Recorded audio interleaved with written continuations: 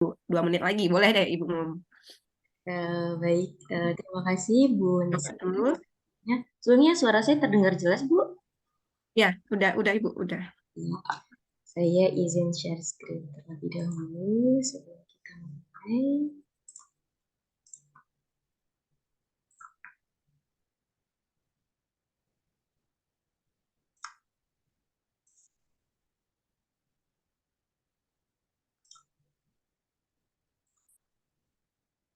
Oke, apakah sudah tambah Bapak Ibu? Sudah Ibu, silakan.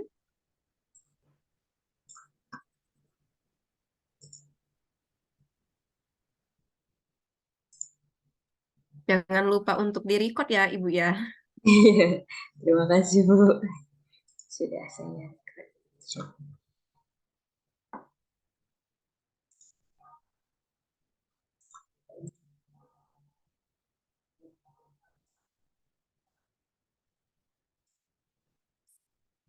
Baik, kita mulai Bapak Ibu. Izin Bu Bunda, saya manggil Bunda atau Ibu Rosani? Bunda. Silakan Ibu Maya. Baik, terima kasih Bu. Bismillahirrahmanirrahim. Assalamualaikum warahmatullahi wabarakatuh. Assalamualaikum warahmatullahi wabarakatuh. Selamat pagi semua. Semoga semua dalam keadaan sehat walafiat ya. Sebelum kita mulai kelas hari ini, sebenarnya saya punya pantun tadi sebelum salam. Pergi ke kedai membeli lampu pijar, lampu yang ada menerangi hari ini. Bismillah, kita mulai belajar. Dengan salam saya buka kelas hari ini. Assalamualaikum warahmatullahi wabarakatuh. Waalaikumsalam Waalaikumsalam. warahmatullahi wabarakatuh. Waalaikumsalam warahmatullahi wabarakatuh. Bagaimana kabarnya hari ini? Apakah semua dalam keadaan sehat? Alhamdulillah. Alhamdulillah sehat Ibu. Alhamdulillah sehat Ibu. Semoga semua dalam keadaan sehat walafiat. Bagi rekan-rekan kita yang sedang kurang sehat, kita doakan semoga Allah berikan kesembuhan. Bagi yang sedang dalam perjalanan, semoga selamat sampai tujuan. Bagi yang sedang ada agenda ataupun dalam kesulitan, kita doakan semoga Allah mudahkan segala urusannya ya. Amin ya rabbal alamin. Baik, seperti biasa, sebelum kita mulai pembelajaran hari ini, marilah kita berdoa. Berdoa dimulai. Oke, berdoa selesai. Sebelumnya selamat datang ya di kelas manajemen UMKM, usaha mikro kecil dan menengah. Ini adalah pertemuan pertama kita. Mungkin ada yang belum mengenal saya. Kita sambil berjalan seiring waktu, insya Allah kita akan mencoba untuk terus mengenal. Karena tak kenal maka Saya. Sayang. taruh ya kita. Oke, saya Mayuski Sari, SMSI, biasa dipanggil dengan nama Maya ya. Oke, nanti untuk pembelajaran kedepannya, saya rasa sebagian sudah ada juga yang mengenal saya di luar dari kelas ini. Oke, kita akan masuk dari skenario pembelajaran untuk hari ini. Kita pendahuluan, kemudian akan ada penjelasan materi, kemudian ada kegiatan diskusi, kegiatan penugasan, dan nanti akan ada penutup. Lalu, apa sih capaian untuk pembelajaran hari ini? Yang pertama, mahasiswa mampu menjelaskan pengertian dari usaha mikro, kecil, dan menengah. Yang kedua, mahasiswa mampu menjelaskan hakikat dan perkembangan dari eksistensi UMKM di Indonesia. Kemudian, mahasiswa mampu menjelaskan peran UMKM dan analisis bagaimana permasalahannya. Oke, sebelum kita masuk ke pengertian UMKM, saya mau nunjukin sesuatu dulu. Saya izin menunjukkan ini ya. Ada satu video. Sebentar ya. Jadi ada yang perlu saudara-saudara lihat. Semoga ini bisa membuka inspirasi untuk kita. Oke, sudah terlihat? Sudah Bu. Udah Ibu. Kita mulai. Udah Ibu. UMKM adalah kita. Dahulu orang bijak senantiasa yakin bahwa masa depan adalah milik mereka yang menyiapkan hari ini. Sampai saatnya semua berakhir, ketika hanya merekalah yang bekerja keras, mampu membuktikan diri menjadi insan-insan yang tidak berada dalam kerugian. Saudaraku, begitulah Ingatnya perjuangan. Percayalah, proses sungguh tidak akan mengkhianati hasil. Jika engkau tidak yakin, sejenak tengoklah para pengusaha mikro dan kecil UMKM. Memperniagakan hidupnya dengan semangat tinggi. Mereka adalah jiwa-jiwa yang meyakini bahwa bangsa kita bukanlah bangsa yang pemalas.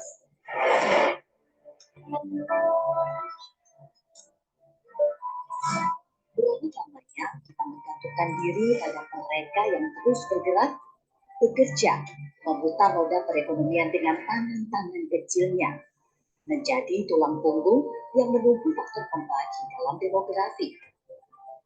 Akuilah, UMKM adalah nafas bangsa ini.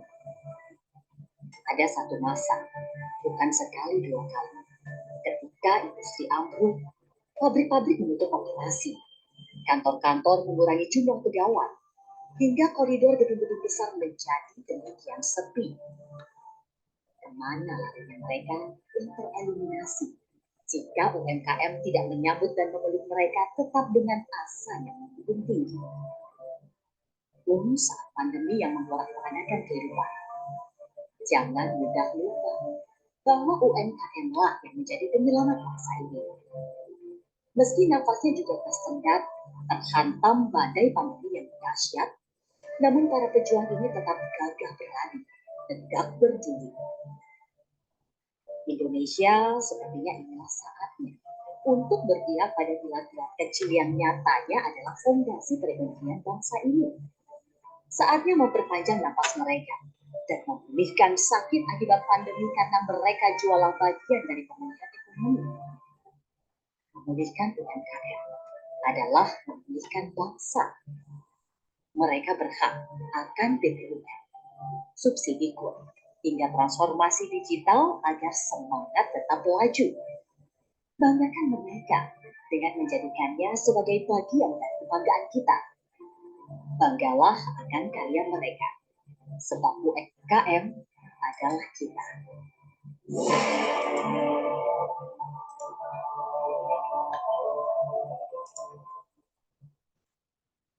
Oke, baik. Terima kasih semua.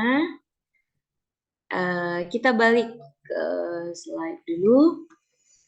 Bagaimana setelah menonton video ini? Kira-kira adakah di sini yang ingin memberikan tanggapan? Ada yang tahu? Sebenarnya setelah melihat video tadi, apa sih sebenarnya UMKM? Ataupun bagaimana peran UMKM itu sendiri terhadap Indonesia? Ada yang ingin mengungkapkan pendapatnya? Boleh, silakan. Ya, saya, Bu. Oke, boleh silakan Pak Ya, Fahmi. ya, jadi berdasarkan video yang sudah saya lihat tadi, UMKM itu memberikan pengaruh yang sangat besar, Ibu ya, terkait perekonomian di masyarakat. Terima kasih, Bu. Oke, luar biasa sekali Pak Fahmi. Kita beri apresiasi untuk Pak Fahmi. Saya kasih 1 bintang untuk Bapak. Oke, satu orang lagi mungkin. Ada yang memberikan tanggapan yang lagi terkait video tersebut? Kira-kira permasalahan apa yang sebenarnya dihadapi oleh UMKM pada saat ini?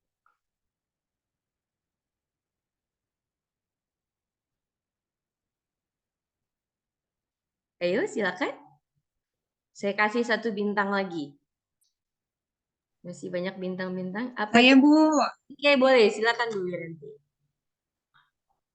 Ya, jadi dengan adanya UMKM ini, itu bisa membantu usaha-usaha menengah untuk bisa berkembang bisnisnya, Bu.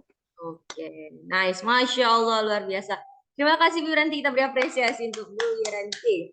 Saya kasih 1 bintang. Asik. Oke, jadi benar ya semua kata rekan-rekannya tadi. Jadi pada dasarnya UMKM itu sangat banyak sekali memberikan kontribusi. Tapi di selain kita juga sebenarnya harus tahu UMKM itu sebenarnya apa sih? Gitu ya. Jadi ini saya perlihatkan kembali UMKM itu apa. Dan sebenarnya untuk UMKM ini sendiri sudah ada peraturan dari undang-undangan sendiri yang mengaturnya. Nah, ini dia. UMKM merupakan kepanjangan dari usaha mikro kecil menengah, di mana ini adalah sebuah usaha atau bisnis yang dijalankan oleh perorangan, kelompok, ataupun badan usaha. Di Indonesia ini diklasifikasikan menjadi usaha mikro, kecil, dan menengah, UMKM, ya, kepanjangannya. Jadi ini semua sudah diatur dalam Undang-Undang Nomor 20 Tahun 2008 tentang UMKM. Lalu bagaimana cara kita membedakan bahwa usaha itu tergolong kecil, tergolong mikro, tergolong kecil, ataupun tergolong menengah? Bapak Ibu ada yang bisa bantu baca? Ada yang mau baca slide-nya? Ada yang bisa bantu saya? Ya, Saya, saya Bu. Bu. Eh, Oh iya. Bu. Ibu siapa? Bu Nani, oke, boleh silakan.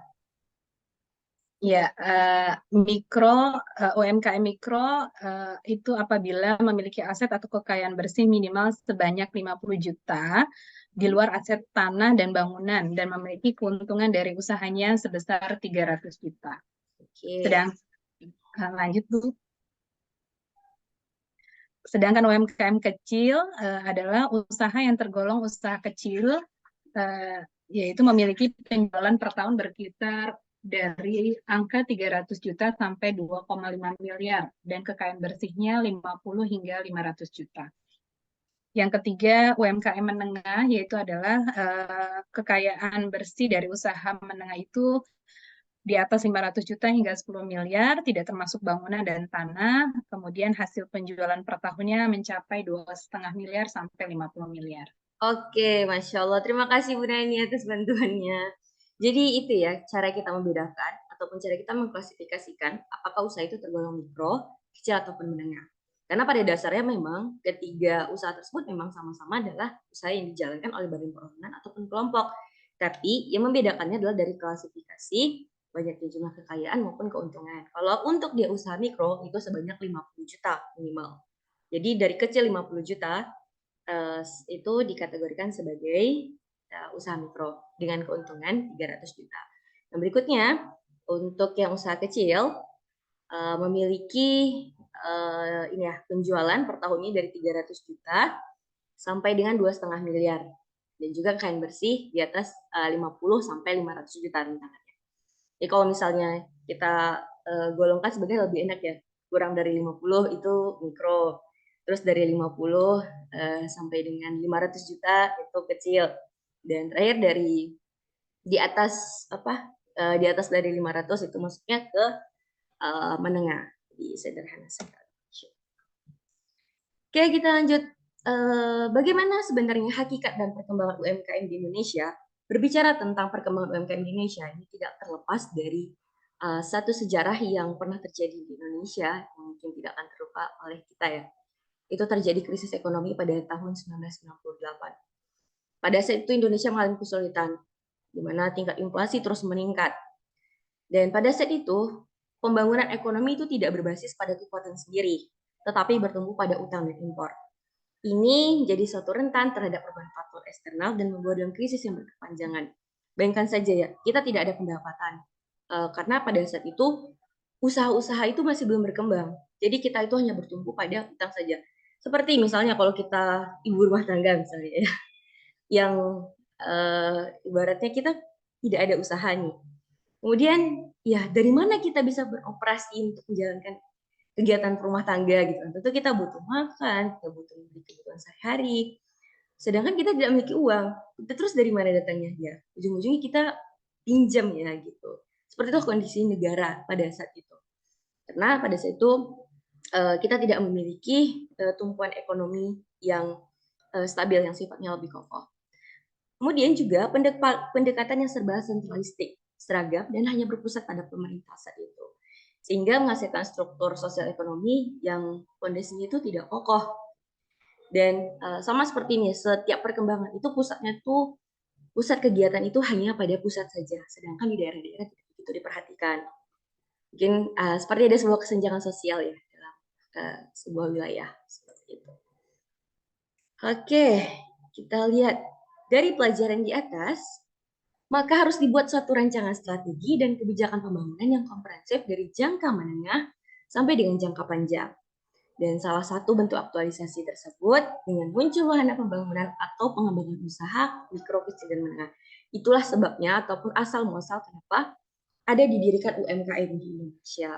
Karena dulu ya kita belajar kan, jadi pemerintah terus mengevaluasi apa yang harus kita lakukan untuk tetap mengokohkan fondasi ekonomi dari negeri kita. Maka disitulah lahir UMKM yang ada. Dibuatlah program-program untuk mendirikan UMKM. Oke, berikutnya kita cerita tentang peran UMKM itu sendiri.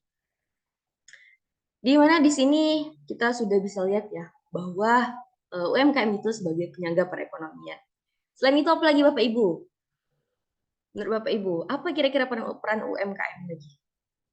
Ada yang memberikan tanggapan?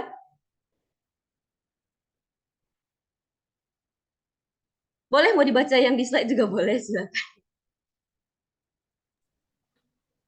Ya, Bu. Oke, silakan Bu Ainun. Ya, peran UMKM membantu masyarakat yang memenuhi kebutuhannya. Oke, bagus sekali. Terima kasih Bu Ainun.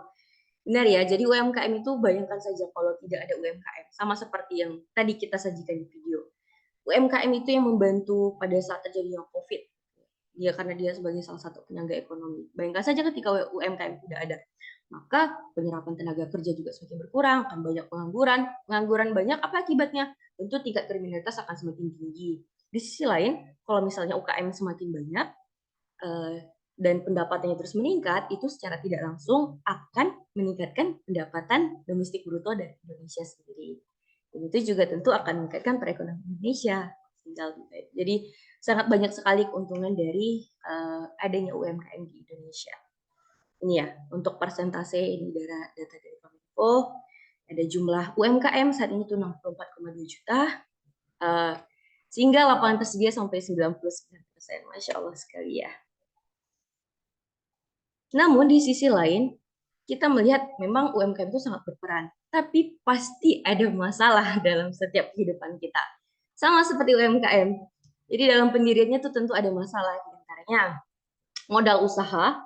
Ya, kadang ini menjadi salah satu titik yang membuat orang bingung. Ini mulainya dari mana gitu ya? Modalnya dari mana? Dan juga di sisi lain, bagaimana sih misalnya kita sudah punya bisnis tapi kita tidak tahu dari mana modal untuk mengembangkan bisnis kita kembali. Jadi kita kurang tahu cara membesarkan bisnis, kemudian kurangnya inovasi produk, kesulitan dalam distribusi pemasaran karena keterbatasan perusahaan ya. Kemudian kita juga mungkin karena tidak melek digital, jadi kita belum memanfaatkan pemasaran secara online, jadi terus branding kita yang masih kurang, dan juga kadang masih belum memiliki izin usaha juga. Pada itu satu hal yang penting ya. Oke, jadi sebagai mahasiswa kita juga perlu berupaya ya, karena biar kita tidak tergilas oleh alur globalisasi, jadilah seorang entrepreneur. Apa yang harus kita lakukan di era revolusi industri 5.0? Jadi pertama investasi pada literasi digital, pada pengembangan digital skills, kemudian menerapkan prototipe teknologi baru, learning by doing.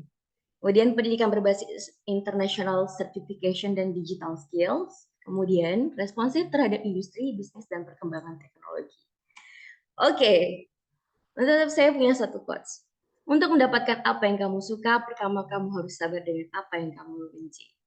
Terima kasih semua, semangat untuk tetap berbisnis, karena pada Rasulullah SAW pernah bersabda bahwa 9 dari 10 pintu rezeki adalah berdagang.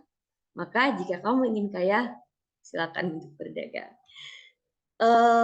Baik, mungkin itu saja untuk kelas kita hari ini. Silakan, saya kasih 1 bintang terakhir untuk yang ingin memberikan kesimpulan kelas kita hari ini.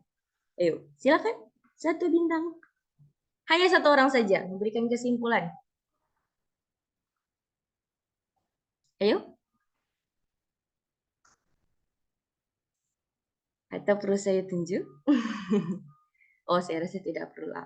Mahasiswa-mahasiswa di sini saya tahu luar biasa. Ayo silakan, ada yang ingin memberikan kesimpulan? Singkat saja.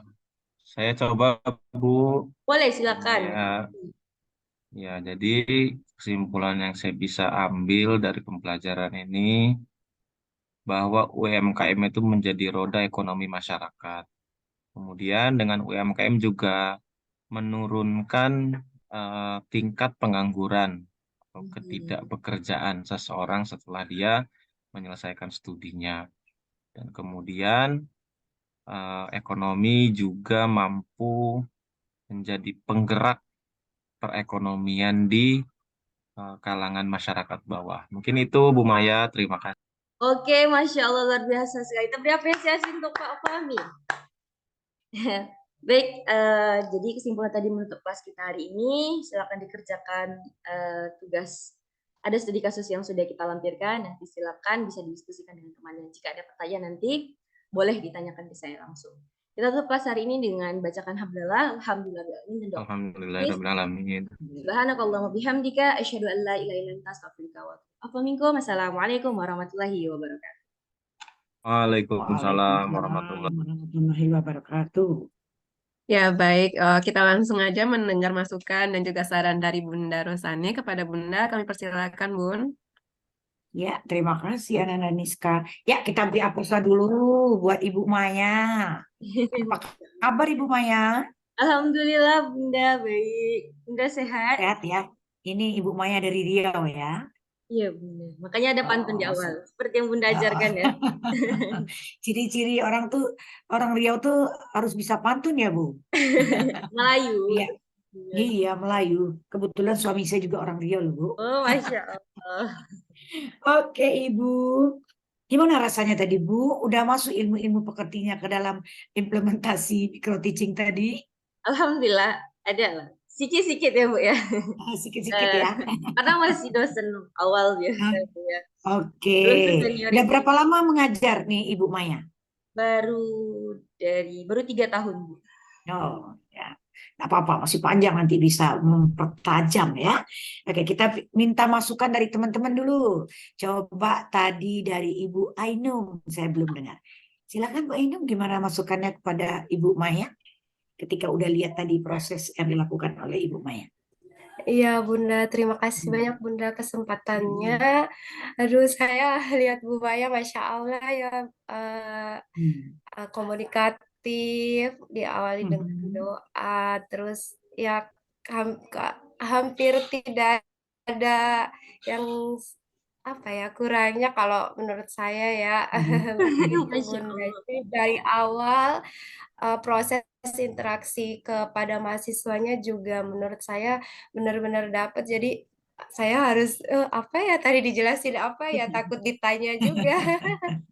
Itu Bunda. Oke, Terima jadi udah kasih. masuk ya ilmu-ilmunya ya, interaksinya gitu Ibu ya, kemudian penguatan. Oke, mungkin dari Ibu Nani. Silakan Ibu Nani. Ya, sama Ibu tadi yang sudah disampaikan Bu Ainun, saya sangat terpukau dengan peer teaching-nya Bu Maya, luar biasa, sangat interaktif, ada komunikasi dua arah, kemudian ada video juga, cuma apa ya, mungkin waktu kali ya Bu ya, waktunya saya lihat mungkin terlalu panjang, kemudian tadi ada video yang tidak agak sedikit lama gitu. Tapi sejauh ini saya melihat Bu Maya itu sangat luar biasa, bagus Bu gitu. Oke, terima kasih Bu Nani. Ya, ini masukan dari Bu Nani ya. Videonya jangan terlalu lama gitu. Mungkin ada poin-poinnya aja dari video tadi. Karena itu dianggap sebagai bagian dari motivasi ya Ibu Maya ya. Nah, itu masukan dari Ibu Nani bagus sekali. Tapi dari secara keseluruhan Ibu Nani melihat bahwa ini sudah ada kemajuan yang luar biasa dalam proses pembelajaran. Kalau dari Pak William, gimana Pak William? Kalau saya secara overall saya ngelihat jadi saya ngerasa sih kayak saya banyak belajar juga dari saya, presentasinya sudah sangat bagus, jadi lebih interaktif gitu Bu. Jadi saya belajar banyak sih dari Maya tadi. Jadi sama ini kan, jadi kalau saya tuh kan gimana Bu ya, karena mungkin budaya dari kampus sebelumnya, kalau dosen juga kan mungkin ya ngajarinnya gitu, memang harus mendominasi. Kalau kita di manajemen keuangan itu Bu biasanya terkenal sih memang orangnya kaku-kaku gitu Bu. Jadi kayak sesuatu hal yang baru saya belajar dari Bu Maya juga bagaimana bisa berinteraksi dengan audiensnya, dengan Baik. peserta didik ya. Hmm. Itu sih yang bisa saya sampaikan kepada Bu Maya. Terima kasih. Baik Bapak Ibu, luar biasa yang disampaikan oleh Pak William. Ini kita kan belajar itu bukan hanya membaca ya Pak, tapi melihat orang mengajar pun kita belajar. Ya, Bu. Secara keseluruhan apa yang ditampilkan Ibu Maya udah masuk ya, bagaimana beliau cara melakukan pembukaan, dan itu artinya untuk memfokuskan terhadap keterlibatan mahasiswa. Ini di awal sudah bagus ya, mulai dari berdoa, kemudian mencoba menyampaikan apa tujuan atau capaian pembelajaran. Cuma sedikit koreksi bagi saya, Bu Maya, kita kan mengajar di perguruan tinggi. Jadi tujuan pembelajaran itu jangan hanya menjelaskan, bisa dinaikkan high order thinking skill. Artinya kita itu berpikir hot, berpikir tingkat tinggi. Ada menjelaskan, ada menerapkan, ada memberi contoh, ada menganalisis. Gitu ya Bu ya? Nanti jangan menjelaskan semua, itu termasuk rendah levelnya. Dalam perguruan tinggi tentu perlu kita untuk menaikkan sedikit ya Bu ya. Baik, terima kasih. Nah, kemudian di dalam pemberikan penguatan udah bagus Ibu. Dia udah berusaha untuk memberikan penghargaan kepada mahasiswa kita. Sedikit hanya yang dia lakukan, tapi kita beri penghargaan. Benar interaksi. Nah, sebenarnya lebih banyak interaksi yang bisa Ibu kembangkan. Karena UMKM ini kan bukan hal yang baru ya Bu, sangat kontekstual. Artinya kalau bagaimana Ibu memutarkan video yang kegiatan-kegiatan dilakukan oleh Menteri UMKM itu kan bagus sekali itu Bu, sebagai motivasi. Sehingga nanti peran-peran UMKM itu, perannya, permasalahannya itu muncul dari mahasiswa. Setelah itu dibahas melalui diskusi baru munculkan PPT Ibu. Itu ya Bu ya. Jangan PPT Ibu keluarkan kemudian Ibu tanya gitu. Itu suruh baca PPT atau apa? Kan kita tuh bertanya supaya dia berpikir ya Bu. Nah, sebelum Ibu bertanya tentang sebelum Ibu membuka PPT peran UMKM, Ibu tanyakan dulu, diskusi dulu, baru nanti diputarkan. Itu caranya ya Bu ya. Ya, supaya interaksi itu berjalan. Yang kita inginkan mereka lah yang membangun sendiri pengetahuannya. Nah, jadi saya tunggu-tunggu mana kesimpulannya. Oh, muncul. Di kesimpulannya juga didapatkan dari mahasiswa gitu ya. Seharusnya kesimpulan akhir dari mahasiswa itu dibulatkan lagi oleh kita dosen. Jadi ujung-ujungnya bahwa kesimpulan akhir itu ada di tangan dosen. Oke Bapak Ibu, mungkin secara keseluruhan saya nyatakan Ibu Rizka, Pak William sudah. Saya bisa silakan Niska. Ya, terima kasih Bunda atas masukan dan juga sarannya untuk Ibu Maya. Kita lanjutkan untuk peserta yang ketiga, ada Bapak